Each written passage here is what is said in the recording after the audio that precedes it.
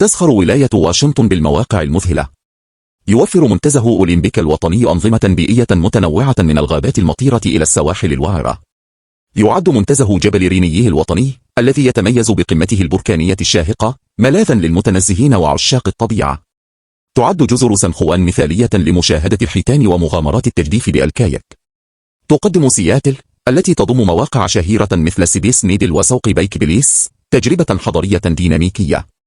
وأخيرا تجذب المناظر الطبيعية الخلابة لمنتزه نورث كاسكيدس الوطني المليء بالقمم الوعرة والغابات الخضراء والبحيرات الجليدية. عشاق الهواء الطلق، تجلب كل وجهة شيئا فريدا، مما يجعل واشنطن ولاية متنوعة وجذابة لاستكشافها.